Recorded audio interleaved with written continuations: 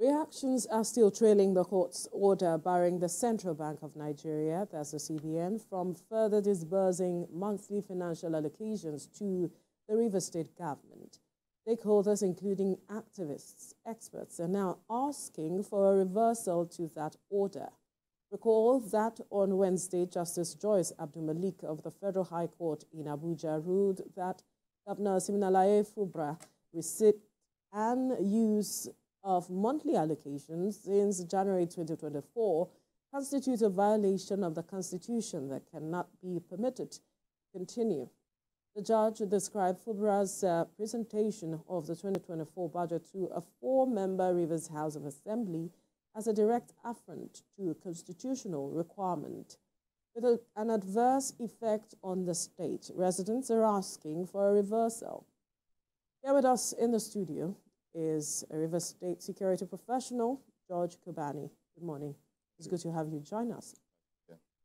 We also have joining us via Zoom, Rivers State security professional, Dennis Amakri. Dennis, good morning. Good morning. And still via Zoom, we have joining us from Rivers State security professional as well, Buduka Johnson. Buduka, good morning. Good to have you. Good morning. Good morning to you. Now, let me begin with you, Buduka. They say ladies first.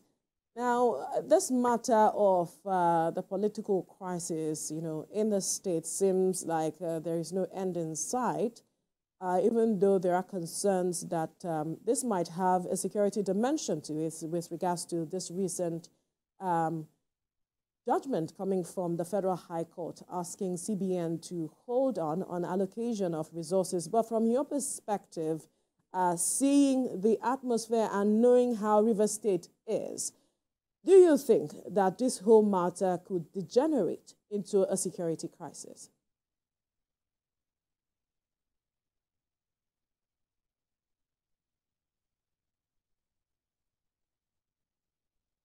Buduka, can you hear me? Well, good morning. Thank you so much for having me, and especially to come discuss. Yes, I can hear you. Can you hear me? Yes, go ahead. Can you hear me? Can you hear me? Okay. No, thank you for having me. Can you hear me very well? Absolutely. Well, okay, thank you. And thank you to my colleagues, Dennis Amakri and then George. Hi, how are you all? This has been a concern for us as, citizens of the state. I just believe that as a professional, as a security professional, the core stability of, any society is respected, for the rule of law, whether it's in a state, in local government, there's been a whole lot happening recently. Where there's a breakdown of the rule of law, it creates an environment where conflicts thrive. And Nigeria itself is dealing with a lot of insecurity. And saying that in a state where transactions are done every day, the court decision to suspend the allocation of Rivers State is a significant one. It raises both immediate and long-term concerns. And as a matter of fact, it appears to be, aimed at holding leadership accountable, although we can say there are different sides of, these story. But in all of it, the Rivers State crisis between the political opponent is not simply about competing vision. It's about consequences of weakened institutions where you're beginning to have conflicting judgments, not only in Rivers State, but in other parts of the country. And so it's timely that the Chief Justice is, doing something about it, and the federal government is weighing in on it, and at security has a ripple effect, and there should be a serious move, to focus our effort in restoring the rule of law firstly, and create a system where, no impartial party can thrive. Also, the Rivers people, they need governance. It's not merely just, the government, but it's about survival of the progress when people also feel secure and our institutions and we unlock potential for real development. Look at my village, all these crises, you know, there's no one talking about them. There's no one talking about, and that cause for concern just because, you know, of these crises. Thank you. All right, all right. So let's move to Dennis Amakri in all of this. What's your take on all of this situation in Rivers State? And how do you think this might be affecting governance? Okay, thank you very much. Good morning. You see, just like Buduka just said, we are concerned because actually when you look at the scenario, it's politics. People are just playing politics. It is not because there was no election. It's not because there was nobody elected. But people have been elected into office. And then, of course, another set of people are saying that, no, you cannot govern. Or there will be impeachment. And, you know, and when the people that are governing are distracted, it makes governance very, very difficult. And when governance is difficult, the only people, just like they say, when two elephants fight, the only people that are going to suffer is the people of Rivers State. And of course, it affects a lot of people. Many people see it on the peripheral level where they say, oh, okay, monies will not be going to the state because we don't want the governor to spend money. But they forget that there are people who are depending on this money to survive. There are patients in hospitals that are depending on this money, you know, or the doctors who are paid to do this job in the hospitals, you know, and it seeps down to all, you know, facets of society. So I think it's high time. I think it's high time where we gather our thoughts back again and then allow governance to continue. Interesting, but well, it must be said that there are no definitive statements that have come out of any of the parties saying governance will not happen in Rivers State or one thing or the other, so that will clear the air. I believe that there are speculations around those. Well, body language might be read, but definite statements like disrupting governance in the state have not really been put out there by anyone. I haven't seen any of that. So I think I needed to clear that. But let's come to the studio now to speak with George. There are those who are saying that the judiciary is on the fore. The attention of the judiciary is being brought to the fore with regards to how it manages this issue critically. There are those who have said that the decision by the Federal High Court came in too hastily, knowing that another case was on the decision of whether 4 persons or not are the rightful people who should have passed the budget is an issue. Now, let's look at the role of the judiciary at ensuring that this matter is addressed, justice is seen to be done, the rule of law is upheld, like Buduka mentioned, and that the issue of conflicting court judgments that, you know, could throw the state into one crisis or the other is avoided as much as possible. Okay, thank you. Let me start by saying, as I answer your question, let me start by saying that this is certainly not Rivers State putting our best foot forward. As an economist, as a security expert, I realize, you know, that, and we all have to realize that the Rivers State economy is suffering as a result of these developments in the state. I mentioned earlier that, you know, in the Rivers State, as well as Nigeria, you know, we're in a competition for resources. We're in a competition for capital. We're in a competition for investment. We're in the competition for talent. And that's one thing that we even tend to neglect. And when these kind of situations and crises persist, you find that it has a very detrimental impact on the economy of the state, and by extension and eventually, you know, a detrimental impact on Nigeria as an investment destination.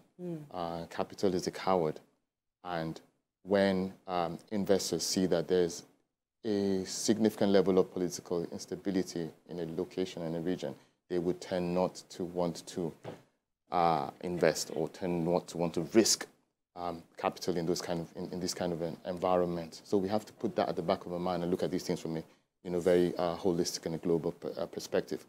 To the point of the role of the judiciary, I'm not a judicial expert, but what is certainly clear to everyone, every common Nigerian, is that there is too much conflict in terms of there's too much dissonance in the judiciary. High courts of the same level of jurisdiction issuing orders that are totally disparate and totally different, conflicting. So there is a problem there. Like I said, I'm not a judicial expert, I'm not a lawyer, but it's for the rule of, for example, the NJC, who should, at this point in time, step in and begin to align, this situation, because it's not good for the judiciary, it's not good for their image, and it's not good for the image of Nigeria. And to just land, it's often said that, there's a law, there's a letter of the law. There's also the spirit of the law. The law is meant to protect the people. That's why countries have constitutions. That's why countries have regulation. It's supposed to protect people. It's supposed to allow people to, it's an avenue, it's a place where people seek justice. It's a place where people seek resolution when there's conflict. But if it becomes a source of conflict itself, then there's something. There's a problem. Russ, so what then is the hope of a common man? That's the big question. Yeah. So in all of this that we have said, what do you think of the governor's reaction? In terms of? Now he has shut down oil companies in Rivers State, saying that if we don't have allocation, oil is not moving from Rivers State to the country. Well, I believe that has been debunked. I believe that has been refuted, yes. And I don't think the governor would take such a step. I think in many ways, there's some level of opinion in Rivers State that the governor is being very diplomatic and being very careful. And I think I agree with his approach to this situation, because it's we can't destroy Rivers State on the basis of this kind of a political contention. So the governor at this point in time, in our view, and I can't speak for him, he's taking the right steps, the correct and the careful steps to make sure that in the heat of all of this crisis and dispute, Rivers State isn't, the ultimate. What are the right steps he has been taking? So I would say that if the governor was not, there are other type of politicians, and there are other groups in the states, as you know, who have made some very, very threatening statements in terms of the fact that if this is not resolved, if this happens, we will do this. We have the capability to shut down oil production, and such as what you have just demonstrated. But it's very, very clear that the governor is not, does not feel that is the right solution. The governor feels that he will focus on governance. He will focus on making sure that projects continue in the state. He will focus on making sure that civil servants' salaries are being paid. So I think it's focusing on development rather than focusing on, the political contention. Okay, let's come back to you now, Dennis. This matter was resolved at some point. Some felt that when the president stepped in at the beginning of this whole matter, that will perhaps address the whole issue, but we have seen the dramatic turns this is taking. And the governor also made a statement with regards to that recently about, he said he was coerced into, agreeing to the peace proposal made by the president at the time, and also perhaps some other parties not, following through with the agreement reached. I am wondering, really, if the president at the time stepped in and we are not seeing the resolution that we actually hoped to get, where does that leave this whole matter? If the judiciary is having conflicting judgments as it is, the president spoke and it seems like nobody is listening, or one party listened and the other party is not listening, Where does this leave this whole crisis, really? Okay, that's why we are in a quagmire. You know, we are in this quagmire because the first intervention by the president didn't work out very well because it was, you know, all the parties involved did not carry out what they were supposed to do. And then, of course, instead of solving the problem, it degenerated. And then as it degenerates, the judiciary now come into play, whereby the judiciary is now, you know, there are some words I don't want to use, but it is like, and this is in the open public space, you know, and you start worrying. Ordinary interpretations for what the Constitution says, you know, is being skewed to mean something else, you know. So we'll continue playing that game. But I feel that the president himself can re-intervene. And this time, I think we're a federating unit. You know, we're really a federating unit. It's not, the governor does not report to the president. You know, and in fact, they are not even in the same party. You know, so as a federation, this democracy should, you know, be allowed to work. And the president can now intervene as a father. You know, it happens in many countries. Many countries. You don't tell them what to do, but you assist, you support to make sure that they continue doing what they have to do. And of course, people have not even thought about this. Why do we have a state high court? Why do we have a state court of appeal? Even here in the United States, they have state supreme courts, you know, that will dispense equal justice under the law. And these are things that, you know, we should keep in mind if we are going to be copying democracy. But this democracy now, they said no two democracies look alike, but apparently what we are seeing here is that there is a Nigerian democracy, a carry-and-go judiciary, and all kinds of things that are going on.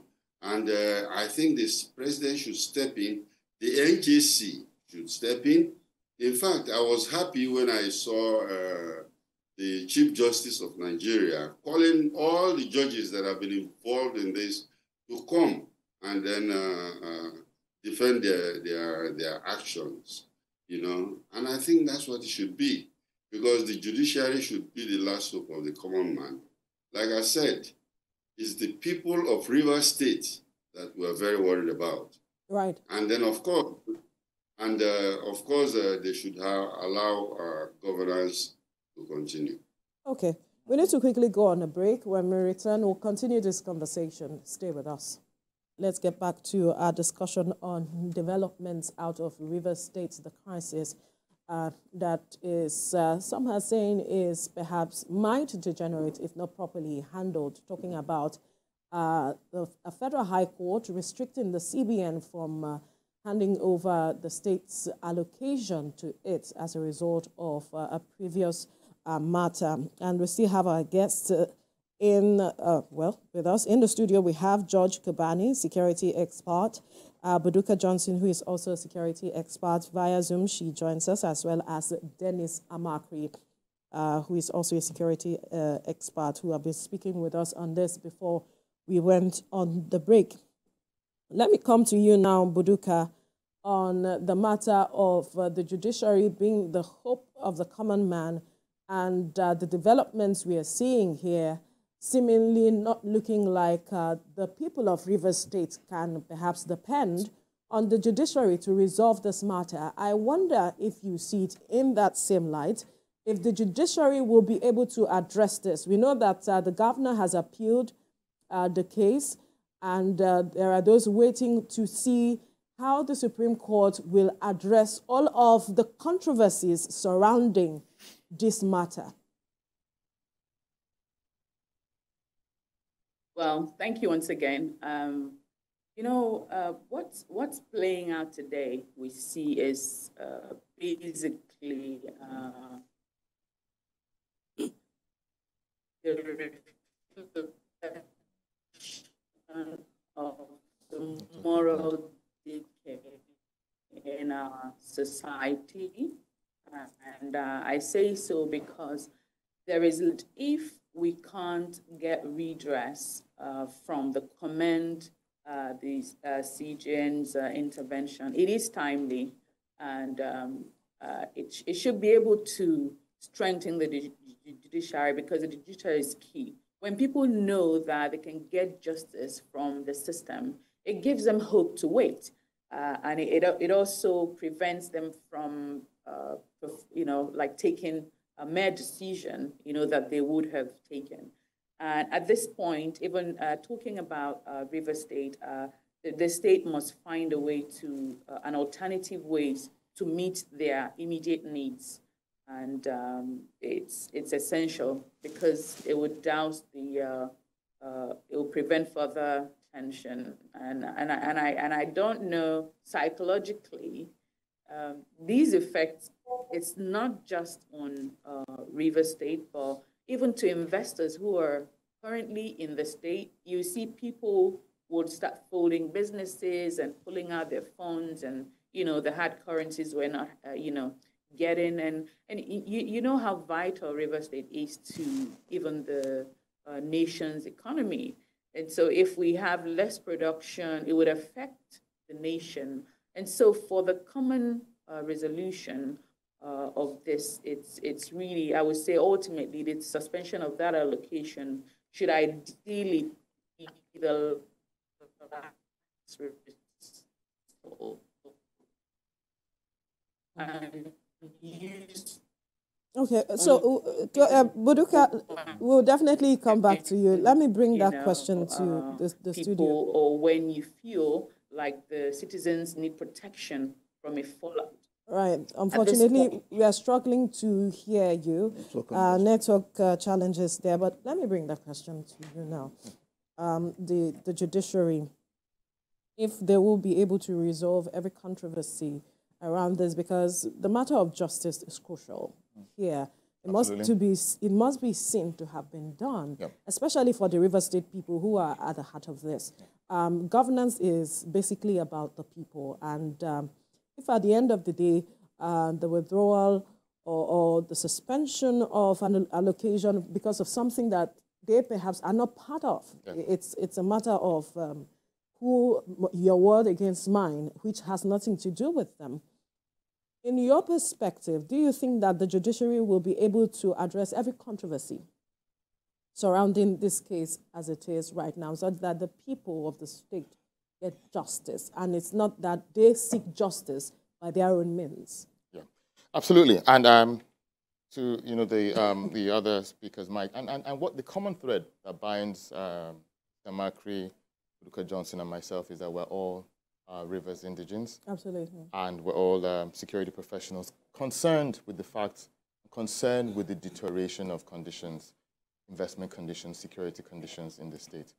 And fortunately, or in leadership, we're taught to understand that you should never waste a crisis. You asked about what are the alternatives to the state now? What is the state going to do?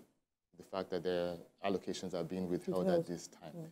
I think this is the time where the River State government should begin to take seriously the possibility of really significantly diversifying the Nigerian economy, the River State economy, I'm sorry. If you recall, this Bola Ahmed Tinubu, His Excellency, the President, went through this situation in Lagos a few years ago. The context was fairly different, but the fact is that he had this situation where his allocations were held for several months, while pending a court suit. And I think that was one of the inflection points for Lagos, where they now realized that they had this opportunity to diversify the economy, expand their revenue base, and generally make a move away from this unreasonable dependence on federal allocations. And it's something that every state in Nigeria has to do, and River State has significant opportunities to do this even really quickly. So it's an opportunity for River State, And I'd really, really hope that the government of Rivers State takes advantage. It's a difficult time, but therein lies the opportunity for the state. But they say when two elephants fight, the grass suffers. What now happens to Rivers people? Well, I would say, unfortunately, Rivers people are beleaguered at this time. If you speak to the average Rivers State civil servant, entrepreneur that's struggling on the streets today, they're not happy with the situation. They're not happy with either parties. So let's no one be deceived that they're cheering for one person or the other. Those leaders may think that they're being cheered for, but the average person who is not a beneficiary of this crisis is not in a good place. And they have to realize this. And I hope, in the midst of all when they sit down with their political supporters, I hope that they're being told the truth, that the Rivers people are suffering as a result. The Rivers economy is suffering as a result of this. Will Jobs are losing. Sorry? Will they listen? Well, that's the responsibility of leadership. That separates good leaders from bad leaders. The fact that you listen to what the streets are saying, that you listen to the aspirations of your people. This should not be your agenda. It should be the agenda of your people. Now, how quickly should conversations be had? I know you're from Rivers State and you know Absolutely. the history of the state and how it is that it seems like the patience of the people wears thin quickly. And right now there are concerns. That's why we're here having this whole conversation. But how do you think that perhaps the governor of the state can? He has said that his supporters should, not be bothered about many things. They should just be calm about all of this. But it's not enough to just say these things. But the people need to be engaged. Conversations need to be had such that these people understand the direction that you are going as the governor of the state. So I am wondering, for your perspective, what kind of, what you want to see the governor do at this time to really keep the state stable is critical. And then the role of elder statesmen. There are those who have been calling for elder statesmen to begin to speak and see how this matter can be resolved as well. Okay, so in terms of what the governor should do, I think, in my view, as an economist and a security professional, I believe that he's doing the right things in terms of telling the people that, don't panic. We will continue to provide people with, development. We'll continue to pay for our projects. We'll continue to keep salaries paid, because these are the things that signal the fact that there's stability. If a civil servant, does not get his paycheck on the 28th or the 26th, whatever that day may be, that now begins to create that kind of uncertainty in the state. So if the governor continues to hold steady, make sure that the wheels of governance, the wheels of administration keep on turning, even in these challenging times, I think he will, he would have done a fantastic thing.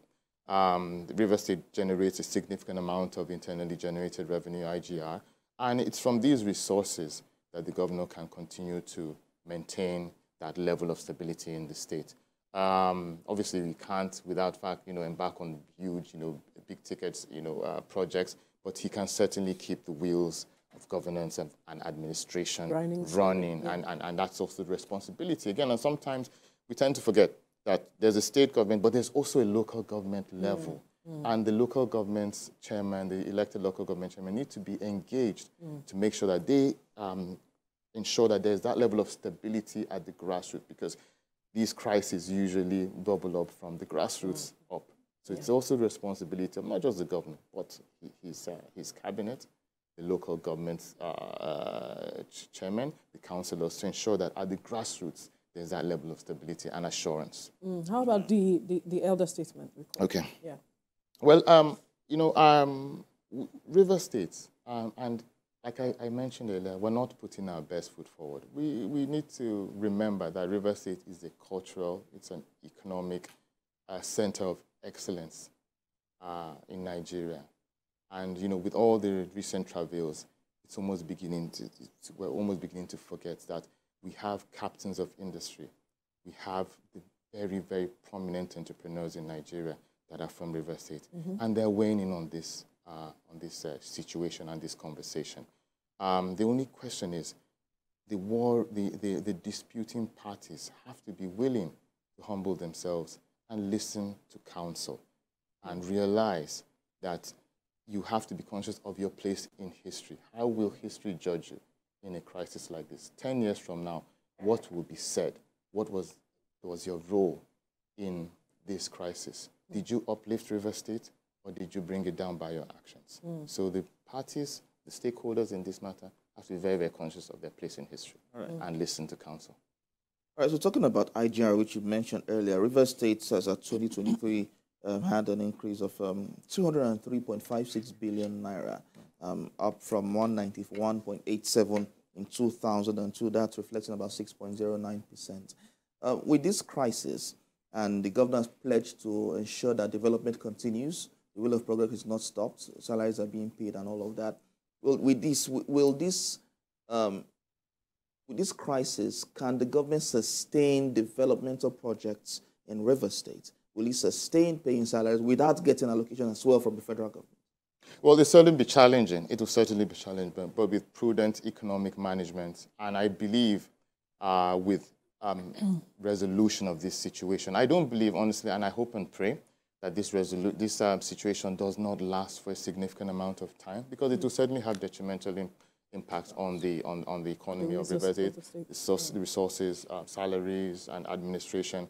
But I think there are alternative dispute resolution mechanisms, which, as my senior colleague mentioned, Dennis Amakri, and one of the things that we can do is to broker some kind of a peace and engagement between the stakeholders. That can be done quickly. That can be done in a week if there's, if the parties are willing, and if we get the kind of support that people have been crying for, in terms of the fact that the president, His Excellency Bola Ahmed Tinubu, has the capacity to intervene. He's an experienced politician. He's an experienced administrator, and he understands the key issues here.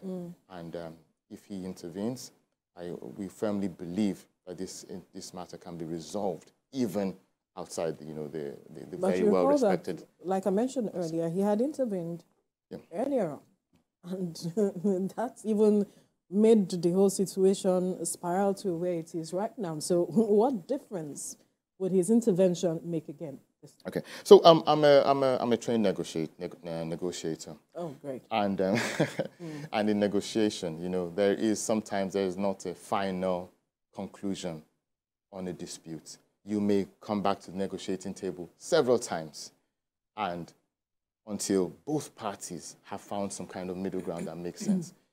If in a negotiation, one party leaves feeling very, very aggrieved, you've just realized that you have not succeeded as a negotiator. Just realize that process was not properly, was not properly conducted, or that process left some people aggrieved, or the two parties entering that process entered with some level of advantage or disadvantage. And I think that was the situation during the earlier resolution, that one party entered there with a lot of disadvantage and the other entered with significant amount of preparation and advantage. But I think if both parties are brought back to the table, I believe that there would be a difference now. It would be significantly. The dynamics have changed. People have stated their grievances very clearly, and I think that a second attempt is necessary, and I believe that it will have better outcomes than the last one. The question will be, who leads them to the table? That's the question there. Okay. Because let's go to Dennis on this matter. Dennis, in all of this now, there are people who have said that this seems to be a deliberate ploy to make River State ungovernable. First of all, do you share in that sentiment? And also, what do you think the Rivers people should do in ensuring that this crisis doesn't spiral into something else? Okay, thank you very much. The state is already ungovernable in the sense that there are too many distractions. When people say, I'll make a state ungovernable for you. I think that's the plan. And there is a deliberate one, especially coming from the State House of Assembly. And then, of course, people are not steady to carry out those developmental activities that they want to carry out. So the state is already ungovernable. And we believe that something should be done quickly. There are two major issues, just like George has been saying it with you in the studio. I feel there's an economic side, an economic side where it could degenerate into some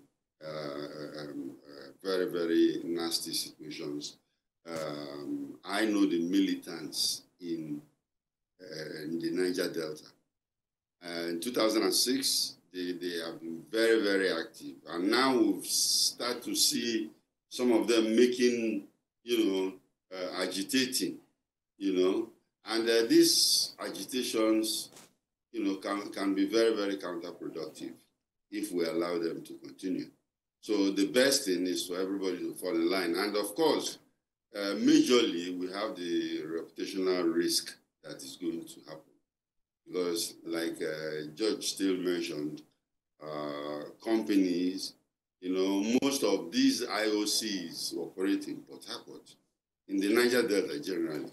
If River State is unstable, I think they have to really think about it again, because I know I've been involved when River State, Niger Delta was unstable. We have to move our expatriates from Warri to Port Harcourt. Port Harcourt become very unstable. Then we have to move them from Port Harcourt to Lagos. In fact, some of them left the country. So I think with the high side of history and what has happened before, I don't think this is a very good omen. So I think we better work better on it. All right, let's get back to our conversation on River State, developing issues coming out of there. And Buduka Johnson, I wanted to come to you earlier on, but now here we are. Buduka, I believe you can hear me.